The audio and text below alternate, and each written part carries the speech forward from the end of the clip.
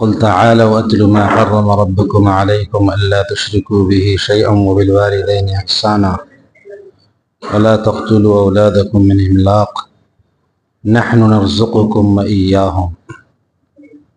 یہ کئی آیتیں ہیں جن آیتوں میں اللہ تبارک و تعالی نے کچھ ضروری باتیں بیان کی ہیں اور انسان کے کرنے کے جو کام ہیں اس کو اللہ نے بیان کیا ہے۔ بہت غور سے سننے کی باتیں ہیں اور عمل کرنے کی ہیں۔ آگے اللہ نے فرمایا کہ شاید کہ تم کو کچھ سمجھ ہو، شاید کہ تم تقوی اختیار کرو، شاید کہ تم نصیحت حاصل کرو، اس طرح کے الفاظ ہیں۔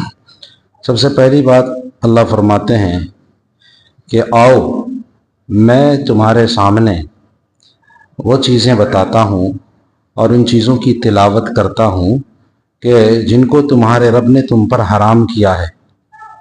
تمہارے رب نے تم پر جو چیزیں حرام کی ہیں میں وہ پڑھ کر کے سناتا ہوں۔ نمبر 1، اللہ کے ساتھ کسی کو شریک نہ کرو۔ شرک بہت خطرناک چیز ہے، شرک کی معافی نہیں ہوگی۔ نمبر 2، والدین کے ساتھ حسن سلوک کرو۔ حسن سلوک کو آپ سمجھتے ہیں ہر ایسا لفظ کہ جس سے والدین کو تکلیف ہو وہ حسن سلوک کے خلاف ہے، عرف کے خلاف ہو۔ عرف میں جس کو برا سمجھا جاتا ہے، والدین کے شان کے خلاف سمجھا جاتا ہے، بس وہ حسن سلوک کے خلاف بات ہو گئی۔ نمبر 3، اپنی اولاد کو روزی کی تنگی کی وجہ سے قتل نہ کرو۔ یعنی اللہ کے ساتھ، یعنی اللہ کے سلسلے میں گویا ایک طرح سے بدگمانی ہے کہ گویا تم کھلاتے ہو۔ حالانکہ یہ بات غلط ہے، اللہ کھلاتے ہیں۔ اللہ فرماتے ہیں نحن نرزقکم وإیاہم، ہم تمہیں بھی رزق دیتے ہیں اور ان اولادوں کو بھی رزق دیتے ہیں۔ رزق کا لانا اور تمہارے اختیار میں دینا یہ خود تمہارے اختیار کی چیز نہیں ہے، یہ تو اللہ تمہیں دیتے ہیں۔ اسی لیے حدیث میں آتا ہے ترزقون بضعفائکم، تمہیں جو روزی دی جاتی ہے کمزوروں کی وجہ سے روزی دی جاتی ہے نہیں۔ ایک بچہ پیدا ہوا، قسمت نہیں کھلی، دوسرا ہوا نہیں کھلی، تیسرا ہوا، پھر پتہ نہیں کہاں سے آنے لگا اور کاروبار ایسا چل پڑا کہ بابو صاحب اب سنبھال نہیں پاتے۔ دیکھ لیجئے تجربہ کر کے۔ اسی لیے میں کہتا ہوں زیادہ بچے پیدا کرو تاکہ قسمت زیادہ جمع ہو جائے۔ جب قسمت زیادہ جمع ہو جائے گی پھر پیسہ ہی پیسہ ہوگا، بہت پیسہ ہوگا۔ میں ایک ایسے شخص کو بھی جانتا ہوں جس کا 8 بچہ ہے۔ کتنا ہے؟ اور پورے گاؤں میں اس کی طوطی بولتی ہے۔ پہلے کہا امام صاحب ہم ایسا تھے کہ سر پہ موٹا لے کر کے چلتے تھے، دیکھیے نا میرے بال اڑ گئے۔ اب اگر وہ کام نہ دے تو پورا گاؤں والا بھوکا مر جائے گا، تو پورے گاؤں پر اس کا قبضہ ہو گیا ہے۔ تو زیادہ بچے پیدا کرنے سے فائدہ ہے کہ نہیں؟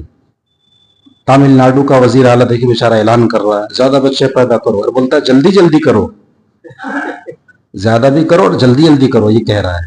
ہاں، اس لیے کہ ہماری آبادی گھٹ رہی ہے۔ تو فطرت کے خلاف جو بھی منصوبہ بندی کرے گا آگے چل کر کے اس کو پچھتانا پڑے گا۔ چین کی بھی حالات آپ دیکھ لیجئے ویسے ہی ہیں۔ چین میں کیا چل رہا ہے؟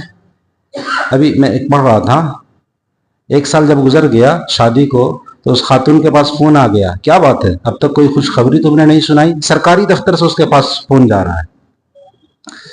ابھی میں پڑھ رہا تھا کہ چین کی کمپنی نے طے کیا ہوا ہے کہ اگر تم نے شادی نہیں کی تو جاب سے تم کو نکال دیا جائے گا۔ کیوں؟ اس لیے کہ آبادی گھٹ رہی ہے اس کی، سب بوڑھے بوڑھے ہو جائیں گے تو لڑے گا کون؟ جوانوں کو تو چاہیے نا، جوان چاہیے۔ تو اس لیے یہ جو لوگ کہتے ہیں کہ کم بچے خوشحال زندگی، سب بیکار بات ہے۔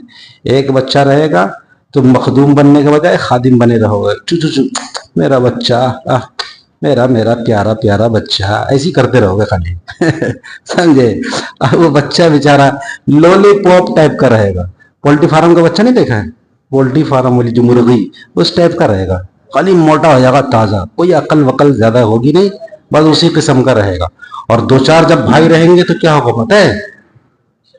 کمپٹیشن میں کام کرے گا، ارے وہ بھائی ایسا بڑھ گیا میں اس سے بھی آگے بڑھ کر کے دیکھا، تو کمپٹیشن میں کام ہوتا ہے۔ آئی بات سمجھ میں؟ تو بہت ساری حکمتیں ہیں۔ और क्या है, चौथी चीज बताइए कि देखो फहश चीजों की तरफ मत जाओ, जो मुनकर चीजें हैं, फहश चीजें हैं, गुनाह की चीजें हैं, ज़ाहिरी भी और बातिनी भी। यानी ज़ाहिर का गुनाह भी छोड़ दो और बातिन का गुनाह भी छोड़ दो। ये नहीं कि बाहर में तो इमाम साहब और कमरे के अंदर पता नहीं कौन साहब बन गए, नहीं, ऐसा नहीं मत हो।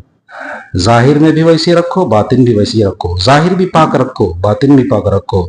ज़ाहिर में इमाम साहब मोबाइल नहीं देखते हैं, घर में जा करके देखिए एकदम उल्टे सीधे मोबाइल देख रहे हैं, ये कौन सी नेकी हुई? तकवा तो वो है कि ज़ाहिर और अंदर, यानी ज़ाहिर और बातिन दोनों बराबर होना चाहिए आदमी का। इसी तरीके से फरमाया कि किसी को नाहक कत्ल ना करो, नाहक कत्ल ना करो। तुम्हें क्या इख्तियार है, किसी को कत्ल कर दिया, वो तो हुकूमत का काम है, हुकूमत अपने तौर पर कानून से जो चाहे करेगी, तुम कौन होते हो? इसी तरह फरमाया कि किसी यतीम के माल के करीब भी मत जाओ।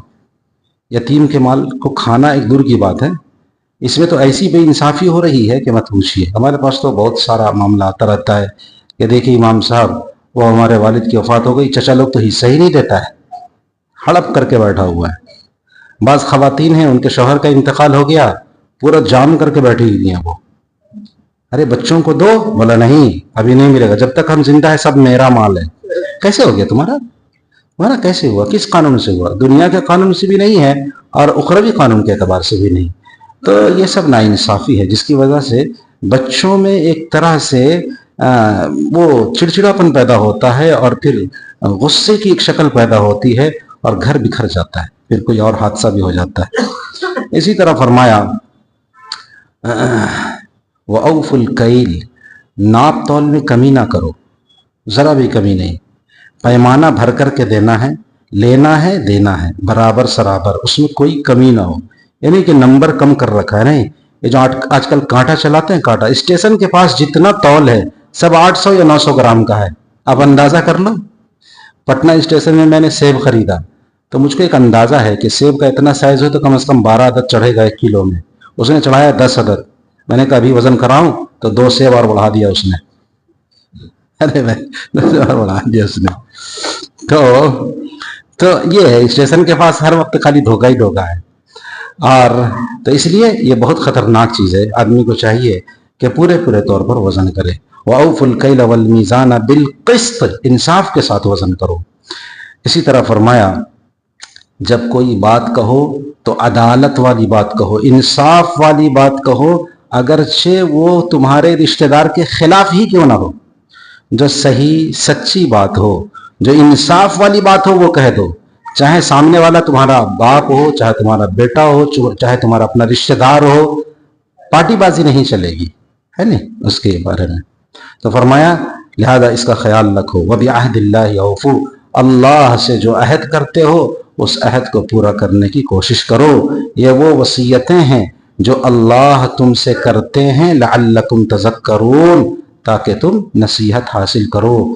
और आगे फरमाया कि नबी कह दीजिए यही मेरा रास्ता है, सीधा रास्ता, लिहाजा तुम इस रास्ते पर चलो। तो जो जो नसीहतें की गई हैं, जो बातें बयान की गई हैं, उन बातों को अपनी ज़िंदगी में इंसान उतारे, यही नबी का रास्ता है।